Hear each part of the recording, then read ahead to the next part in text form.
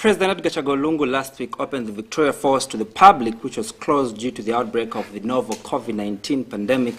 President Lungu said he wants key sectors of the economy running, while also observing the new normal following COVID-19 health guidelines. The president was in the company of Minister of Arts and Tourism, Honorable Chitotela, who added his voice and said not only the Vic Falls has been opened, but also other tourist sites have been opened. Thank you so much for joining us. My name is Andrew Mwansa, and this is the assignment. Those that are joining us via the Muvi TV Plus bouquet, you are catching us on the number 0978594682 to be scrolling down your TV screens.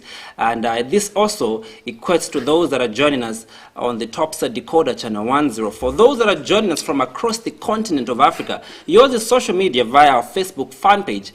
That is Ask Muvi TV and the MTN Plus, the MTN application. Those are some of the platforms you'll be catching the conversation on. Tonight, we continue discussing COVID-19. Last week, we were tackling, the impact of COVID-19 on politics. Tonight, we changed the conversation as we look at the impact of COVID-19 on the tourism sector. My guest tonight is Minister of Arts and Tourism, that is Honorable Horono Chitotela, who also is Pambashi Member of Parliament. Honorable, good evening and welcome to the assignment program. Thank you, Mansa. Good evening. It's good to have you. I'm very happy that you've decided to invite me to come and discuss on the number of issues that are affecting our economy, and specifically the tourism sector, and of course the art industry. I hope you will not forget about the artists. No. Most definitely. It's an honor, Honorable. Let's begin from, what the Patriotic Front government has been calling a new normal. How are you coping up with a new normal before we can get down to the conversation? Thank you. The new normal is where we need to accept to live with the coronavirus. The COVID-19 has come and we need to learn how to live with it. It began in China, I think somewhere in December of the year 2019. That's why it is called the COVID-19. And by March, Chinese had announced to the world that they managed to combat the COVID-19, but less than a month they began recording new cases. And because of that, I think the world is beginning to believe that we must learn to live with the new normal. The new normal entails the proper way of wearing the face mask, and making sure that when we are in public we wash our hands and we keep social distance. But in Africa, as I was impressed by one of the tour operators in Livingston who said, in Africa we have been exercising and practicing a normal physical distance, and we've been living a new normal that in Africa it is not common in Zambia to find a citizen just you grab your food, you start eating without washing your hands. Here we are used to, in the morning you need to take a shower, probably even as you go to bed, and whenever food is served, you need to make sure that you don't just begin eating. You need to wash your hands. This is the way we've been living in Africa, but in the developed countries like the West, in Europe, in America, you find maybe one who get a shower one or twice a week, and then they will grab food from McDonald's, eating without washing their hands. So, and he said, we will follow the principle and not the footstep. Yeah. We follow the principle. If we say keep social distance, we must be able to adhere to that. We will grab the principle and apply it according to the way we live in Africa. And if you follow the footsteps, it's not one solution fits them all. So in Zambia, like the new normal in Lusaka may not be the new normal in Shangombe. So the principle of social distance must be adhered to. The face masking must be adhered to. Washing of our hands must be adhered to.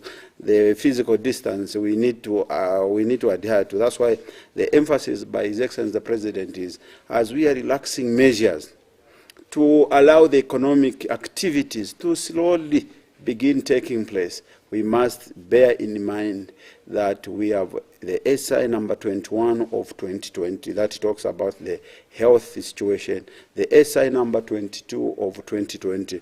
We must be able to apply according to the situation. And furthermore, I have been asking this question that, yes, we need to live in the new normal. Yep. The infection of COVID-19 is very bad, but it is as bad as the malaria infection. It is as the death out of COVID-19 is very bad, and nobody wishes to die. It is as bad as somebody dying out of nutrition challenges. Yep. It is as bad as somebody dying out of malaria. It is as bad as somebody dying out of tuberculosis. It is as bad as somebody dying out of HIV and AIDS. So, and that's why I need to acknowledge the statement by my brother, Minister of Health, Dr. Chitaru Chirufya, when he was making announcements and encouraging the health workers that we must not throw away some of the pillars of the fundamental pillars of health. The public health, of course, we need also to deal with the clinical care. Yep. We need to not to forget Indeed. The maternal issues. We need not to forget the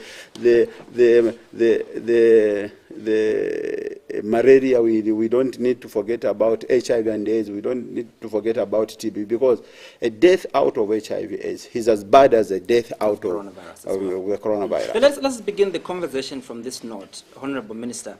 How would you outline how the performance of the tourism sector has been in the recent years, and also just highlight, with the public, what are some of the key priority areas that you've placed premium on? Thank you. The tourism sector up to December 2019 has been a rising giant. We've seen the numbers increasing, and we've seen the demand by the private sector, the growing demand by the private sector, desiring to invest in the tourism sector. I can tell you that figures have been increasing from year to year. Like in the year 2019, the total figures, a non-tax contribution to the treasury was in excess of 180 million kwacha, in excess of 180 million kwacha, as compared to 2018 and 2017. The 2018, the figures were around 130 to 150. Last year, we rose to over 180 million. And this year, we had projected to raise in excess of 200 million kwacha. But because of the slowing down in terms of economic activities, because of the challenge of the COVID-19, of course, we may not be able to reach the target. That's why in the new normal, as explained by His Excellency the President, we are putting more emphasis on domestic tourism. Yep. We are putting more emphasis on promotion of art and culture, so that we can be able to begin leverage the potential within the country. And as also I have been privileged to superintend over the affairs of the tourism in Africa, we are also promoting intra-Africa trade, because we believe that once we promote the domestic tourism, we encourage local citizens, then we start regional tourism, then we shall also begin to promote the intra-African tourism, because right now, if we need to create shocks that are going to withstand any future eventualities that may befall the economic activities on the planet Earth. As you may be aware, even yesterday on ZMBs, I was saying Zambia, an economy, is more of a commodity dependent, because we are a commodity trading nation. So wherever there is disturbance in the international economic activities, we suffer the greatest imbalance and shock. So we need to begin creating resilience. And the only way we can create resilience in the economy is by domestically build strong foundation. And in tourism, the only way we can build a strong foundation is by promoting domestic tourism, encouraging people that if you check the countries globally, in Europe, the biggest country in terms of the tourism activities, the whole European continent, is Spain. And if you look what has promoted the Spanish economy in terms of the tourism activities, it is largely anchored on domestic tourism. Like 2018, we were availed with the figures that there were more than 68 million Spanish, the tourists who visited different sites. And then if you go to another country, the second is France. you check, you find that majority of the tourists in Europe are the French themselves, and then you begin attracting international tourists. If you check with the Asian community, the biggest economy in terms of the tourism activities and the largest GDP contributor in Asia is Chinese. And if you check, there are more than 150 million Chinese who travel among themselves. And in Zambia, I was citing that example. In Zambia, if you are to create resilience, economic resilience in terms of the tourism activities, we need to begin promoting domestic tourism. Yeah. Before we go to, I know the operators, this may not be the good thing that they would wish to hear, because I know every investor that brings an investment, they look with a profit, with the motive of making profit. I understand, because I cannot take investment, even me, as a businessman. I must check that I'm taking my investment where I'm going to make profit, but I was encouraging I love the them. fact that you've mentioned countries that are making, millions of dollars out of domestic, tourism. I'll come to what, your ministry is doing to ensure that there's programs that will attract local tourists to visit some of the sites that we have in Zambia. But let's get to, to some of the realities on the ground. We do know for a fact that over 60,000, British tourists visit Zambia every year. Particularly, what is it that, they like to follow in Zambia when they visit the country? Thank you. I want also to give you proper statistics. Yeah. The largest source market, international source market for Zambian tourism sector is America. America, we have in excess of 100 to 110,000 every year Americans visiting Zambia. And then seconded by Britain, the British you are referring to. One thing we offer that you cannot find very peculiar is the culture, tranquility and peace that we have enjoyed as a country for a long time. One important ingredient in the tourism attraction is peace. A tourist would want to go to a country where they will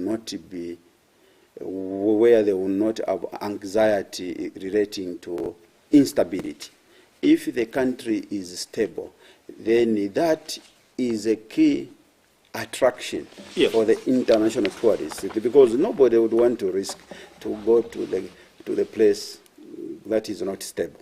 So before we talk about the facilities that we offer, the biggest attraction to the tourism sector in Zambia, to the international community, if you go around, they'll tell you the records of democracy in Zambia is impressive among the Southern African countries. The stability in terms of peace and good leadership attracts the tourists.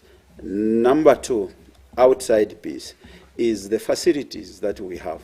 Victoria Falls is only found between Zambia and Zimbabwe. They're all African continent, and that's why when we are within the African countries, they are no longer calling Victoria Falls a Zambia, Zimbabwe. They are calling it an African spectacle. They call it is an attraction to the African continent, because everybody in Europe will talk about Victoria Falls as one of the 7 wonders of the world. So that is a positive attribute and a good advantage, that a good comparative advantage that we have as a country. And another thing, the first country in the world where the walking safari began, it began from Zambia in South Ruangwa National Park. The whole world, not the African continent, the whole world. The first walk safari began in Zambia in South Ruangwa National Park. That's why the UNWTO has declared South Ruangwa National Park as a sustainable tourism site in the world. I think if we are not the first to have a national park declared a sustainable tourism site, we may be the second in the whole world. So we are the first. We are the first. So those are good ingredients that attracts the international tourists. Because the ecotourism is very key. Yeah. They want to come and live in the serene environment. Look, we had one of the celebrities who visited us, Jack Ma, the founder of the Haribaba. You know that he's been to Zambia and he had to stay in South Luangwa National Park because he would want to be in an exclusive environment that is not polluted, environment that is not disturbed. So that also is a key because the Europeans and the Americans, the Western countries, including the Asians, they are looking forward to countries that have maintained what we call ecotourism, sustainable tourism, environment that is not polluted, environment that is not disturbed. Because they were telling me that, Chairman, we are in Europe, we are used to see the skyscrapers buildings, high buildings. We are used to see 7-star hotels. We are used to see 5-star hotels. When I come to Africa, I want to have that exclusive environment. I want to have that experience that I can find. And that experience, I think, Zambia, we have managed to maintain. And then in the region, we are also followed by Botswana. But in terms of sustainable tourism, declaration by the UNWTO, Zambia and South Luangwa National Park. Another key attraction is if you go to Lower Zambezi, you find a beautiful, serene environment. And by the way, one of the top 7 safari lodges in the world is in Zambia, and that is in Iliwa Plain. And it is declared the grade 7 safari lodge. So we have impressive records out there that the international tourists will look out for. But except in Zambia, in Bemba, we say, "Kasesema mapamia watachinda." My people have not. We seem not to appreciate that which we have. Also, except but the when fact you are that out there, COVID-19 has disturbed everything. Let's get to COVID. Talking about that. Yeah, let's get to COVID. Very impressed and let's said, get to COVID. All these things are being talked about Zambia. Before we go to COVID, are you aware that we are one of the countries in the world with 19 waterfalls? It's not common. These are some of the ingredients that the international tourists will look out for. We are the only country with 20 national parks. The size of Kafue is bigger than some countries in Europe. The size of Kafue National Park and 331,000 square kilometers of land is a protected area under the national park. So when you are talking to our friends in Europe, when we are talking to our friends in America, they want to come and prove. Is it true we have a national park in the name of Kafue that is bigger than some countries in Europe? A national park. So the Kafue alone has 22,480 square kilometers. 22,480 square kilometers. So it is, we have impressive record that there is no way. And when I was transferred from infrastructure to tourism, I said, there's no way Zambia cannot be a leader in the tourism sector because we have everything. And we began, and I can tell you, I attended 4 international meetings.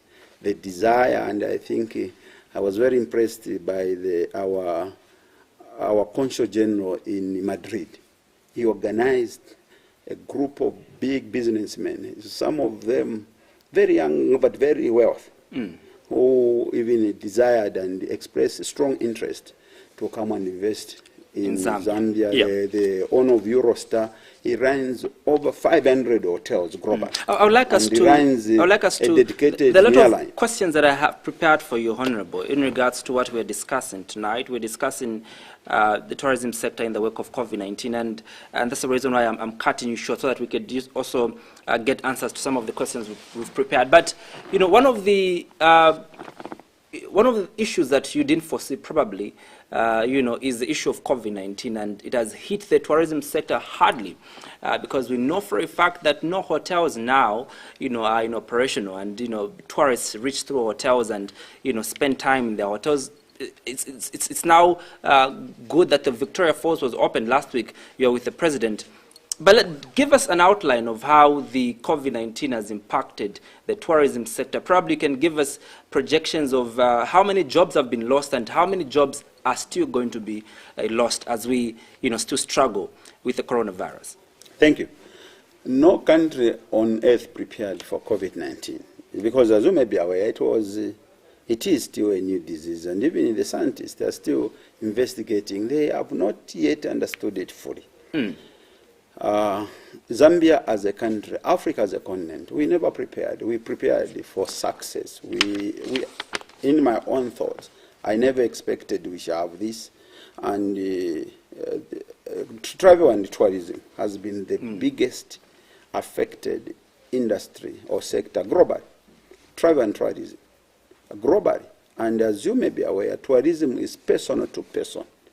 Some of the things that attract people are conferences, but immediately we began suspending large meetings. Hotels can't run because they depend on conferences, they depend on workshops, they depend on the people traveling from one place to another. Yeah. They depend on people visiting, they depend on those tourists who come.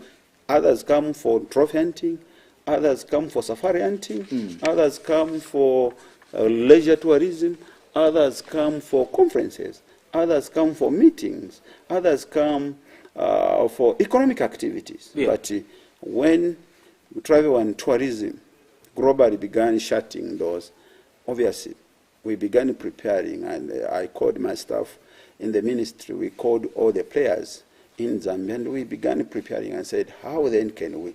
Obviously, as humans, we began thinking maybe we learned a lesson from China that, if it hit China for 3 months, maybe even in Zambia it may last for 3 months. After 3 months, how are we going to get out of this situation? Yeah. Until when we began learning that new cases in China started emerging. So we said, then we have to declare a new norm. I can tell you the numbers of jobs that, because the tourism sector in Zambia is the second employer from agriculture. Yeah. We employ in excess direct jobs in excess of 300,000. 300,000 jobs, both in lodges, hotel. These are direct employment, not auxiliary. And in terms of auxiliary jobs, one tourist creates in Zambia up to 6 jobs because they'll create employment in those that are involved in transport, those that are involved in catering, those that are involved in terms of food production. So we've seen a number, and I want to say I'm grateful to a lot of operators in Zambia who have vowed not to lose their employees, but we've seen a number of employees sent on forced leave, others sent on unpaid leave, others sent on leave where they're just getting basic salary. But the challenge there again has been, because the employers have been raising the issue to say, Minister, how are we going to continue paying even the basic salary? Because we never planned for this, and even if you had the money, my brother, the late Chikonde, was telling me that Macho, and if money is just negative, there's no positive, you must know that you begin sinking. If you are to survive, there must be positive, negative, meaning there must be income. Income must continue, and then you are withdraw. There must be income, and then you withdraw. But if it is just withdraw without the income, the next you sink. So they've been raising the concern to say, yes, we can pay 1 month, 2 months, 3 months, but after that, where are we going to get the money from? Others have loans, others have obligation with the financial institution.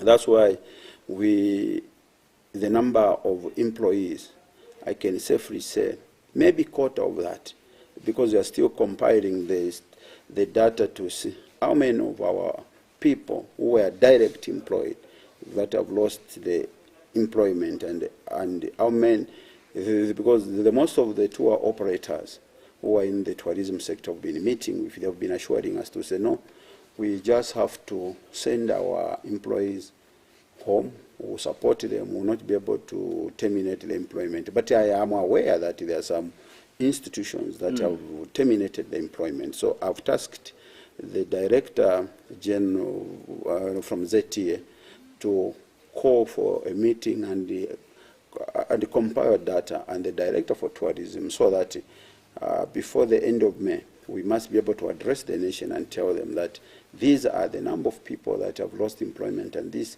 bearing the situation that we have been through now with the new normal. How can we mitigate? How can we encourage the tour operators first to begin calling back? In your preamble, you did make mention of the fact that, you know, at national level, tourism, you know, adds in excess of 180 million to the economy. And we contribute. We contribute, up exactly. To 2011, or up to 2019, tourism has been contributing 11% to our GDP domestically. Domestically.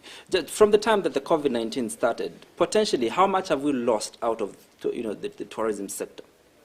The direct loss to date should be in excess of $12 million.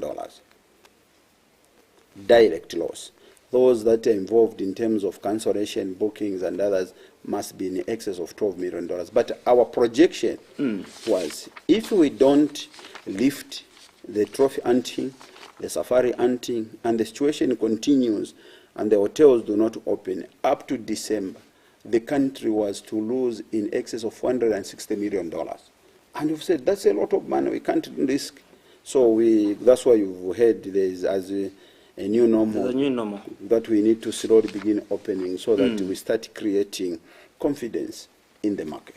Now, you accompanied President Lungu last week when he opened, you know, the Victoria Falls, and this came as a shock to many Zambians, because the Minister of Health, Dr. Stalu Chilufya, has been on TV every day advising non-essential travels, and as well as advising that we need to stay home. Don't you think this contradicts you know, with what the president is trying to do? The Minister of Health is telling us you need to stay home, you need to ensure that you do not engage in non-essential travel. Honorable Minister, what is the logic in opening up the Victoria Falls? And by the way, you know, you also did make mention of the fact that, you know, the Victoria Falls is shared between Zambia and Zimbabwe.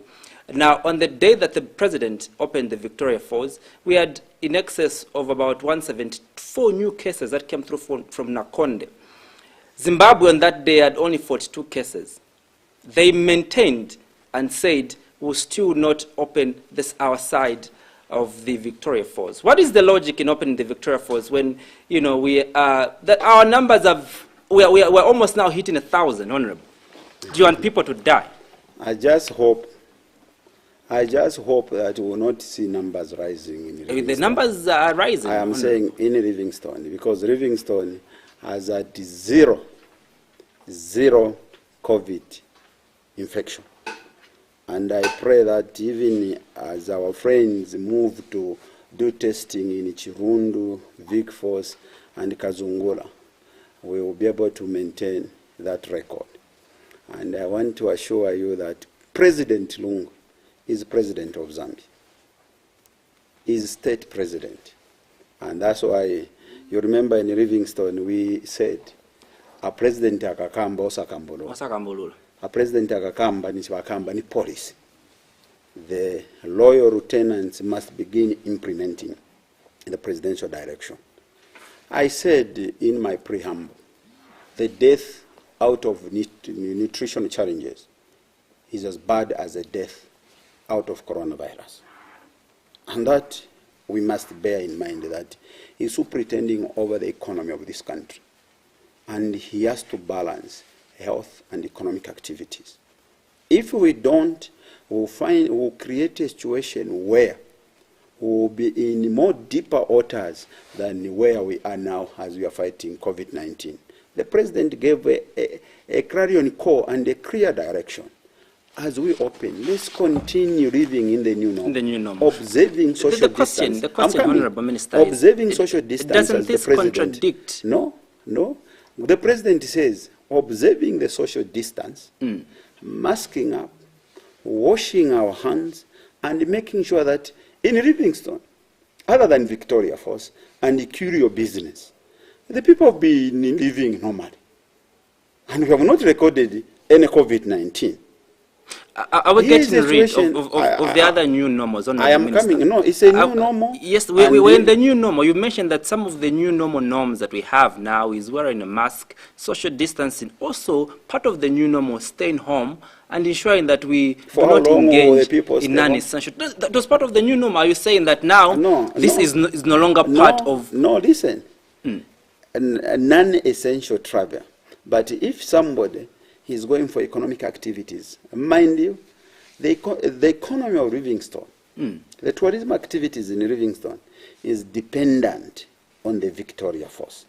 When people go to see Victoria Falls, rooms, the tourism package, there is a drastic reduction. I was seeing some operators in Livingstone who've reduced rooms that were quoted in dollars. They are now charging 1,500 per night for two, and 1,000 kwacha per night for one. And they are saying, book for 3 nights, you stay for 4 nights. That 1,500 for two also entails for you to have a boat cruise and a game drive. Of course, observing the new normal, those that will go there, they will have their body temperature checked, they will mask up, they will create social distance. You go with your partner from here. You will be checked. You are all health. You will not be able to transport cases from, and then if you are not healthy, if you are sick, they will not admit you in Livingstone. Only in Livingstone, Honorable Minister, you said that also other tourist sites have been opened. I'll come to that. Right. What happens to... Our desire is to maintain Livingstone a COVID-free region. And I must emphasize that President Lungu gave a policy direction. And I don't think you are right to say there's a contradiction between His Excellency the President. No, there's a contradiction because what we are told. The Minister of Health is an appointee of the President. Yes. So, and I know he's a very faithful servant. He serves the President to the best of his ability. And when the President speaks, we, his lieutenants, we must be able to implement. The time you were in Livingstone and you was live on ZNBC, you did make mention of the fact that stay home and make sure that you do not engage in non-essential travel. You did say that. Yes. That is on record. Yes. All right. So isn't that a contradiction with what the President is trying to do?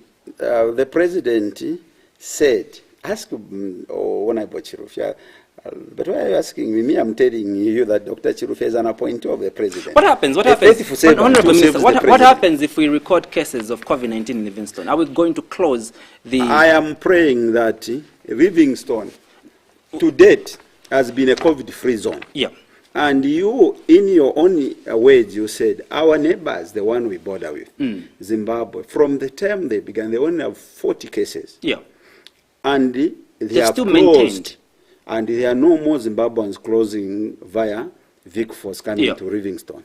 So now I am praying that even as our health brothers and sisters go to do the mass screening, I don't know if it is targeted screening and testing in Victoria or in Livingstone, I pray that we don't record any case. That is my prayer. Many people have been praying, even in other provinces, that they don't record any cases. But, well, it's COVID. It's everywhere. But what happens, Honorable Minister? I don't want to... We will cross the river when we get there. We can't cross the river when we get there.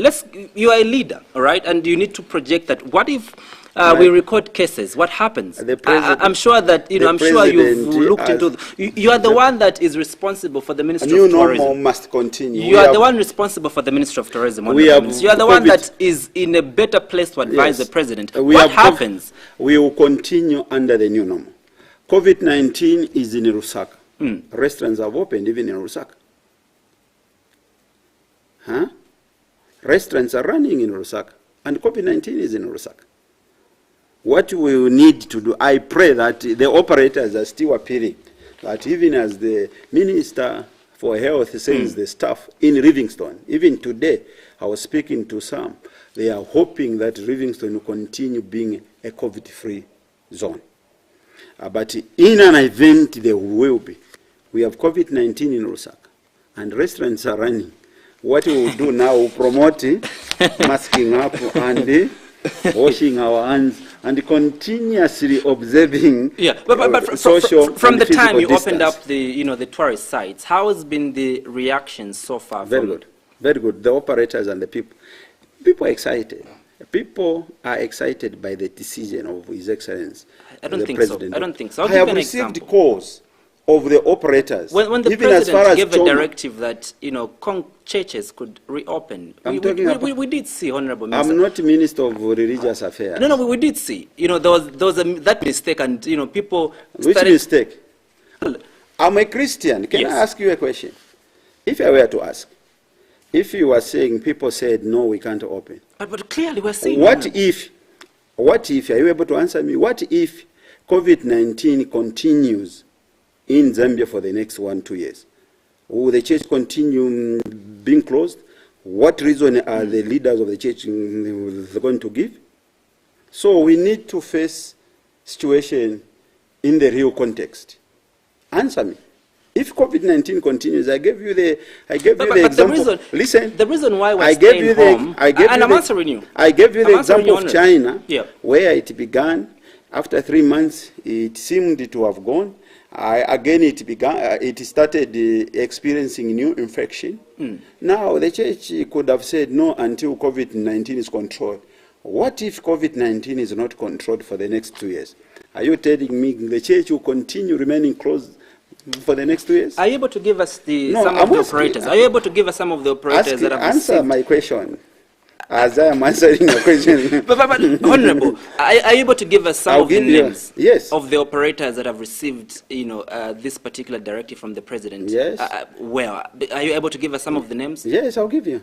Answer my question. I've asked it that you are saying the church is rejected and said until it is contained. What if COVID-19 continues for the next 2 years? We'll continue praying from home. The church is not now you're speaking on behalf of the church. No, I'm speaking on behalf of the fact that I'm a follower of Jesus. Yeah. So the church is not it is building. on the church. Yeah. No, we have leadership. The church is not but also under the new norm, Honorable Minister, the new norm also entails that we need to find modalities some of the technology we can use to replace what we used to have in the old. Do you know the child delinquency that is happening? And I'm happy you are a graduate. From UNS. Do you know how much emotional challenges that is being pressed on the children? Did you know that? Do you know, it's you who said, all work without play. He made Jack a dull boy. Yeah. You know, I'm a father. At times I pick my children out, we start playing football. At times I pick them, we move around.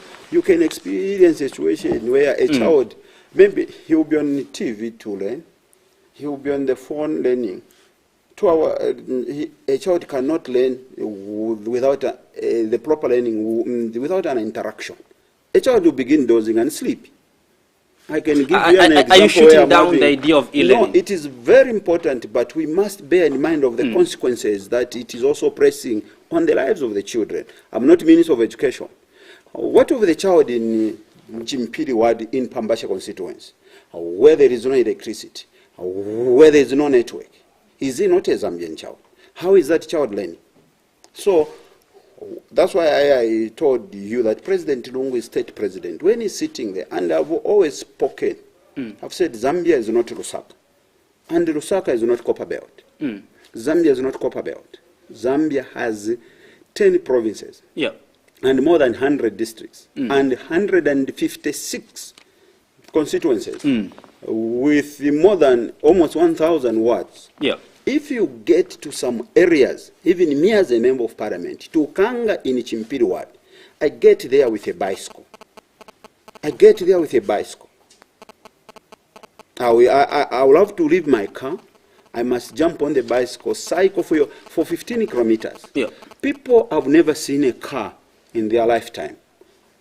And that's why I salute government workers. So I must speak as a leader now, indeed. elected by the people. And that child before I can bring in, and that child in Chimpiri, her dream or his dream is to be president of Zambia one day. Her dream or his dream is to be a member of parliament. Yeah.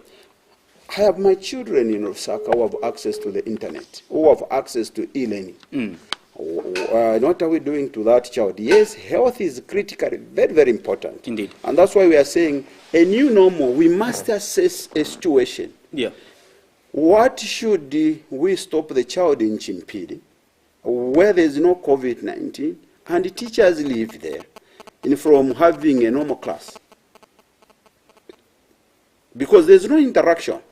For them to come to the line of rail or to a district that is called a Boma, maybe they will send one teacher to come and draw salaries for other teachers. And the people stay like that. Yeah. So a new normal entails we must be able to understand and analyze the situation based on the facts. That's why I love Dr. Chirufya was saying COVID-19 must be informed by facts, scientific evidence. It's not perception. It's not emotions. It's because in governance, I love also when President Ntrung said, it's not knee-jerk decisions. You don't make emotional decisions based on Ichimwela and this. No, you must be able to assess the situation and say how. I said it's not everything fits them all. Now I'm coming to tourism. We are diverted because you made me divert. Yeah, but I want you to be very brief and very precise, Honorable Minister. Give me some of the operators that have received the new normal directive to open the tourism. As the chairman of the Livingston Tourism Association, so they're back on track and they're operating now. I can ask you to call him Skumba. You can phone him now, and I think Jones, the former chairman for the Zambia Tourism Board, and he is the one. If you go to his website, is the one who have even reduced the rates. The owner of. So are those operating from Livingston or from within Lusaka? In Livingston. What about those that are operating from areas that are already infested with coronavirus? We are calling a meeting this week with the operators, and I have said if there is any concern, even the operators in Lusaka, those that would want to start operating slowly and making sure that things are happening, because they're the ones that are raising challenges to say, Minister, how are we going to sustain with this situation? Because we may end up completely closing, so that even after COVID-19, if it will come to an end, we pray, we may not be able to sustain ourselves. We may go under completely. And this is not the desire of His Excellency Dr. Edgar Chagwa Lungu's government to see business close completely. The desire of His Excellency Honorable the Minister, President the majority of our tourists, are Europeans, and currently there are no flights, that are coming through from the EU to Zambia. What difference will open in the Victoria Falls? Because you made mention of the fact that one of the key wonders that they come to see, these international tourists, is the Victoria Falls. But there are no flights that are coming from EU to Zambia. Where is the logic again in opening up the Victoria Falls? Come on, we are beginning with the domestic tourism. I gave you an example. Now we must create shocks in the economy, so that we create resilience, we create shocks, so that in an event of any economic disturbance global, the tourism sector must be able to stand. And this will only be able to once we build strength within the domestic tourism. How do we build? It's changing the marketing strategy, concentrating more onto our people.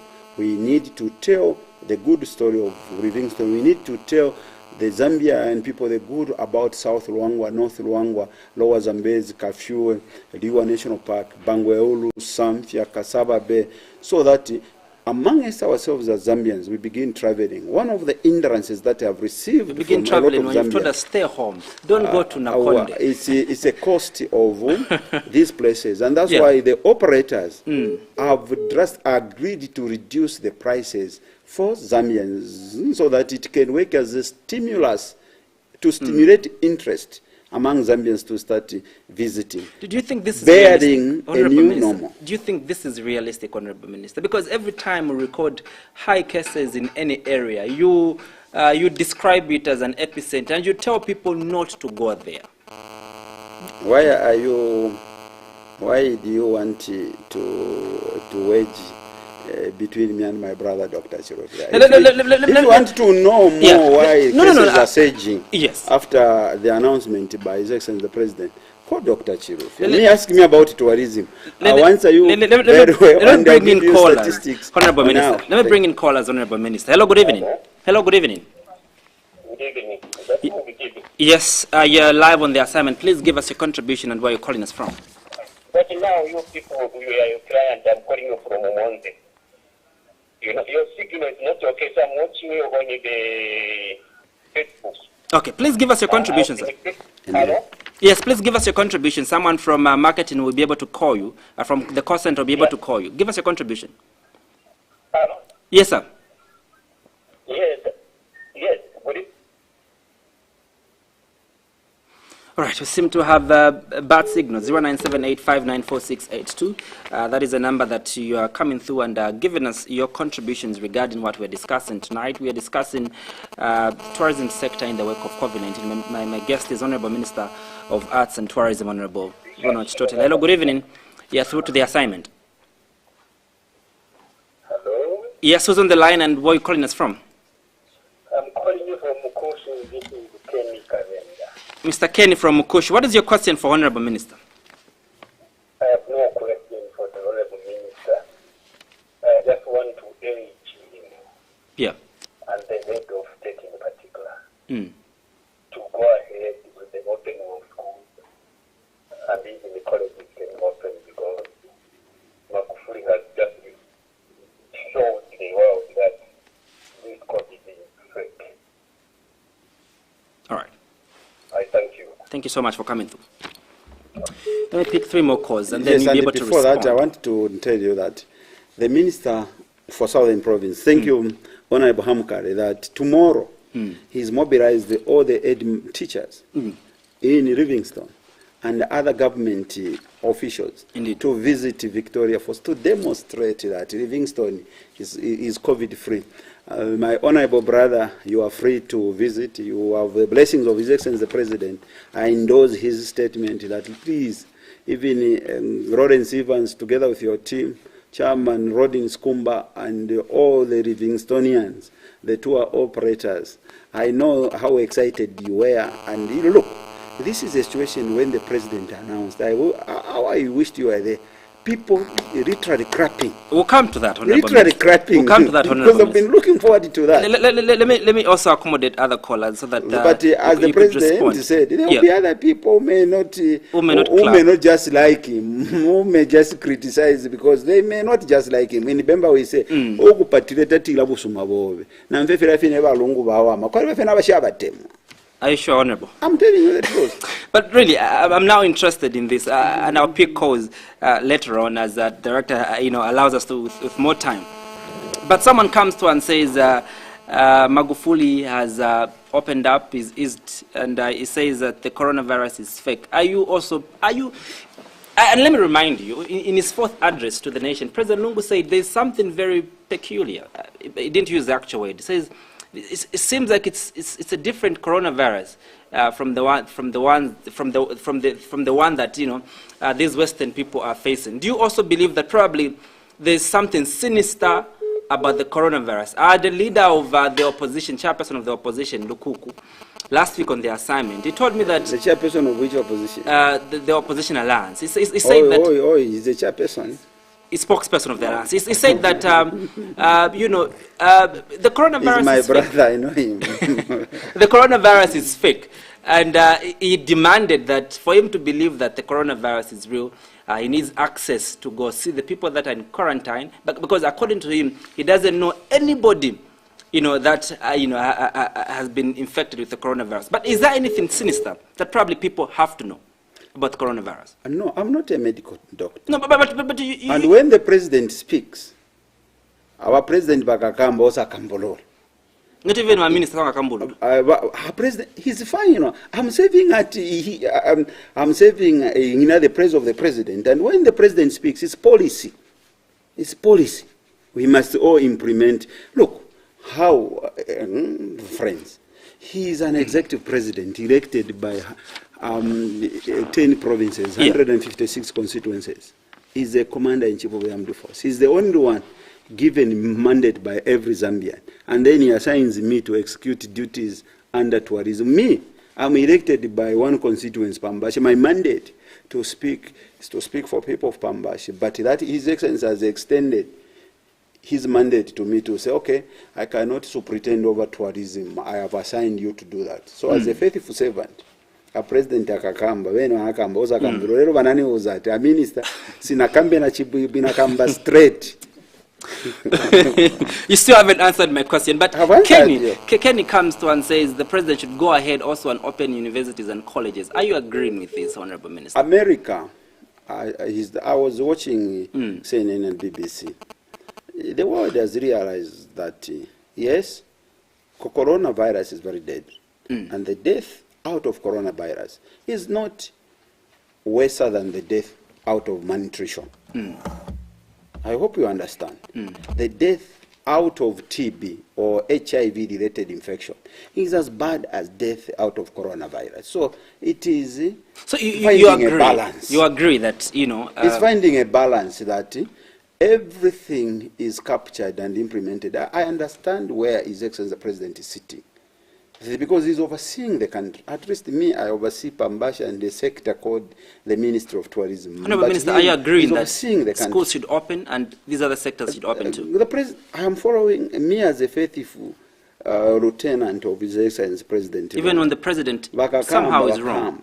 But, Honorable Minister... The presidency is as eyes and ears everywhere. When the President is coming to make a pronouncement, it has gone through meals. And that's why the presidential pronouncement is policy. So don't think he will just wake up and say, he has advisors. Everyone, the presidency has a structure, a system. And then when the aid of that system is coming to make pronouncements, it's things that have gone through meals, approved, and then he is speaking to the nation. And that's why I want to repeat.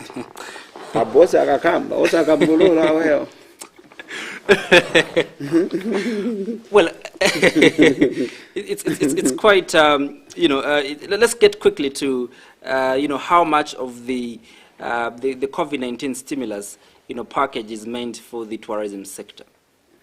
His Excellency the President, Dr. Edgar Chawarung, directed in Livingston that Minister of Finance should come up with a sector package, a sector stimulus. And he said he's going to tell him and have a meeting with the minister responsible for Treasury, who promised that after he finishes his consultation with a team, he will make pronouncements specifically for the tourism sector. And the boss, His Excellency the President, said, yes, he gave a national stimulus package, a national status of the economy. Then he must start breaking down to the sectorial. Yeah. So he must come down to the Minister of Agriculture, to the Minister of Tourism. And speaking for my ministry, we have already written to him, and we had a meeting, I think, on Wednesday. We had a meeting with him on Wednesday. We discussed. We agreed on a number of things. I don't want to preempt. Yeah. After he finishes consulting with his staff in the ministry, and His Excellency the President gave a direction in Livingston that we must create stimulus package for the tourism sector, and then the minister will announce. Yeah. All right. Let's come to. But let me quote something from the, you know, from WTTC. Now, according to the World Travel and Tourism Council, as of 2019, their report indicates that domestic spending on tourism stood at 47%, while international spending stood at 53%.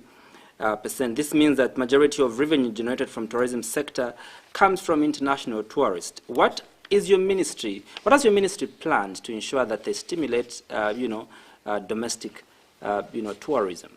Change of marketing strategy. Even when I'll be inaugurating the ZT board, my message to them, and I know if they are watching, is change of marketing strategy. We must pay more attention into domestic market now.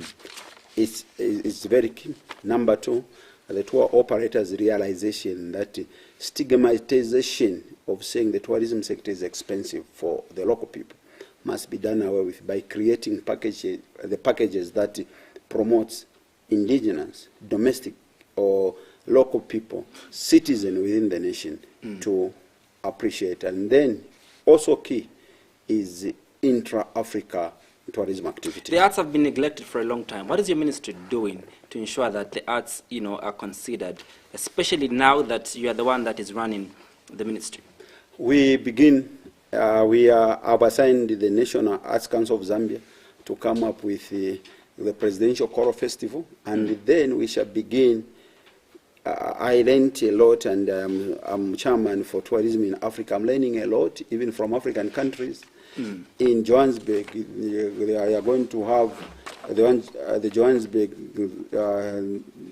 festival, Durban festival. So I'm looking forward to the National Unions Council of Zambia under the direction of Chairman Samuel to start organizing. I'm coming to that zonal festivals, Lusaka, the Copper Belt, Luapula, Northern, like the one we have a carnival, Lusaka Carnival, like the one we had in Zambia. And then besides that, His Excellency the President has come up with the idea we are calling the Presidential Art and Musical Carnival, where we shall have a national event graced by His Excellency the President. Yeah. The upcoming artists, there will be prizes that will be made available. I understand the importance of festivals and events, but do you think really these are important in sustaining the arts industry in the long run? And that's where I'm coming. Are there any particular policies to protect? Yes, we signed under the leadership of the minister speaking. We've signed the insurance cover for the artist. Where they will just be contributing 5 kwacha per month, and they will be covered in an event of death or loss of property or a child. The insurance will take up the responsibility of compensating. And besides that, we want to create studios that the upcoming artists will be able to record, and then we'll do the marketing for them. We want to connect them to the international artists, the senior artists in Zambia, who should be able to nurture the upcoming artists. Art can be a source of sustainable employment. We can create jobs in Zambia that can be able to influence economic activities. Look at South Africa. Look at our friends in Nigeria. The art industry is one of the biggest employer, and I'm looking forward to making sure that once we invest more, we give them the platform, we identify them, we expose them. We should be able to create sustainable employment for our friends. Are there any waivers on importation of equipment for the people in the arts? I've written to the Minister of Finance on a number of things, because if there's an industry also that has been a sector that has been greatly affected is the art industry. And you know, I'm in direct contact with them on a daily basis. I know the challenges that they are going through, and I bear and I sympathize with them. But as minister, under the leadership of His Excellency the President, we sat and I made a presentation, and the President understood. So we have to come up with a solution that should be able to mitigate the negative effects that our friends in the art industry are experiencing. And I can tell you, the time when Livingstone, he sympathized greatly with also the curio business, and he was saying he would direct the Minister for Commerce to look at CEC, because those are already established, and see how can they be helped so that we are able to jumpstart them, to boost them, to bring them to the level that they can be able to sustain themselves. Now, but my next question, as we close the show, is probably a question that you've not been asked by many journalists, probably because I don't know, but there are these rumors that you are intending to contest as president under the PF. No, I have said clearly, even under my carpet, that I believe where I come from. I'm not a subject, I'm loyal. If President Lungu will not be available, I'm not available for politics. That, I have not spoken this publicly, but I'm speaking. You can check these words from me 10 years from now. You'll be able to mark my word. You don't have any presidential ambitions? No. If President Lungu is not available, I'm not available for politics. If the people of Zambia call, I'm saying, if the people of Zambia, listen, yes. I've consulted this. Sorry, I'm disappointing some of the high people I've consulted the church, and because there are situations that could have forced me to abandon the political life. But I was told, no, look at the relationship you have with President Lungu, you can't embarrass him. And I said, okay, I'm going to hang on. But in an event, the president is not available. I'm not available. Where I come from, we say, you can't be a capasso under the two chiefs. You can't. Then you must be very lucky. You wanted to leave the political sector, and you had consulted from the church, and they told you need to continue because of the relationship that you share with President Lungu. Yeah. Could you share with us why you wanted to leave, the political fraternity? Could it be that, the corruption allegations which you answered in court were haunting you? In life, I can tell you, there come a time that you need to try. You do this. If you see other things are not working, you need to try other things.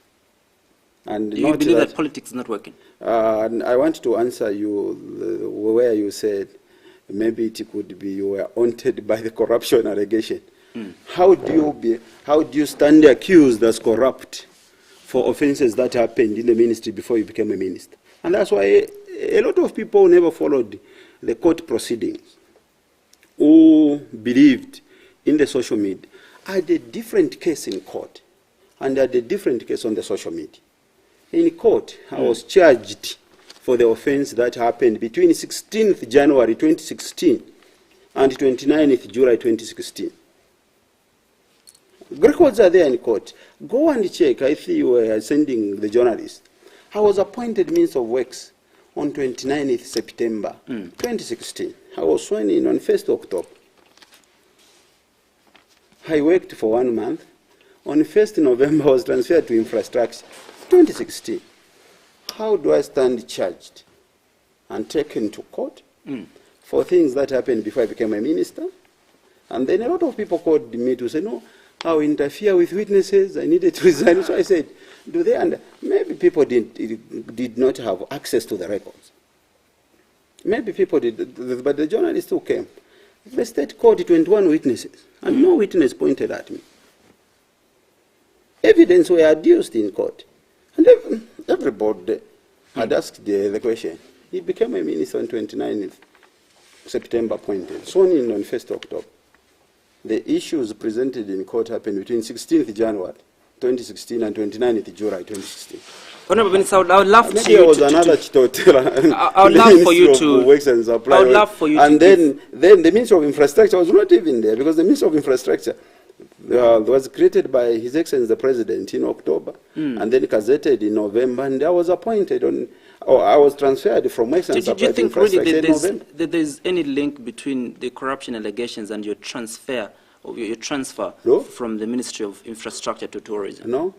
No, I can tell you, no, I can speak for His Excellency the President. No, because Which one did you enjoy the most? I'm enjoying. I say what the best of the master. If the President, look, why didn't you say my transfer from Works and Supply to infrastructure was as a result of corruption? Is it because I was appointed Minister of Works and Supply on 29th September. On 1st November, I was transferred from Works and Supply to Housing and Infrastructure, a new ministry. We set up the structures and everything. If there was anything, I'm not there. You can go and check the records. I was transferred from Housing and Infrastructure to Tourism. Immediately, you can see how you, the journalist, work. Even before I took over the ministry, I was on the way going to the ministry. There was a translocation of the wild animals in South Ruangwa National Park. They said, he's stealing buffaloes and not, even before I took over office. In the process, the following week, because the Secretary General visited us, I was not even in the office. He sold is it black riches? So you can see the maneuvers of the schemers. They thought, oh, since he's moved from there, he's come here, let's continue creating as though he's very corrupt, he's just come and things are happening. But do you think these maneuvers were created from within the system of where you... I can't tell, but it was a creation. How do I sell black riches before I became a minister in the Ministry of Tourism? How do I sell buffaloes before I became a minister in the Ministry of Tourism? In Nilamba, they say, Vala Sapa Imakon. In Ibemba, we say, Valo Veriabola. They had schemed, and then, if you are boom, before Nshira, because if you boom, in the ministry, the moment if you are cheated, nobody say, Mwabera Panda Pepasan, Shirafikana, Fiabumuk. ero bantu mrera bantu bati nangufe mwali pato omuntu mwe. Even before he takes over the office, you want to link him to this. Honorable Minister, really, I wish we could continue this conversation. Thank you so much for having made an appearance. I have not spoken about this, and because, as you said, maybe nobody has asked me, but I've spoken, because you asked me, and people must know the true record, because in Zambia, perception is stronger than reality. The facts will be left out, and people will run with the lies. I was shocked. I would read in the social media. No, they found boxes, trunks of money in his room. He had contracts from already. I said, do they know the person they are talking about? Maybe they didn't know. Honorable Minister, I wish we could go on. Thank you so much for coming. I wish we could also continue with this conversation, but really time is not our best ally. And thank you for being so brave to ask me difficult questions that some of the interviewers could have been avoiding, thinking maybe you become emotional. No, it's part of life. I've accepted, I lived that part, because whatever I go through, there's nothing that was not designed for me from the creation, that I can create a situation. Me, I'm a Christian. I believe that whatever I go through, it was planned, that is the way I must walk. But the Bible encourages me that it is not an easy road. The road will traverse, will be bumpy, thorny, but God has promised us a safe. I wish you well, Honorable Minister, in all your political endeavors. Thank you. It is not a smooth passage. The passage will never be smooth, but the landing is safe. That's what my Bible tells me. Thank you so much for inviting me. My guest was Honorable Chitotela, Minister of Arts and Tourism, and as well as Member of Parliament for Pambashi constituency. You've been watching The Assignment on Muvi TV. I'm Buyog Dalisa, and we'll see you next week Sunday. Good night.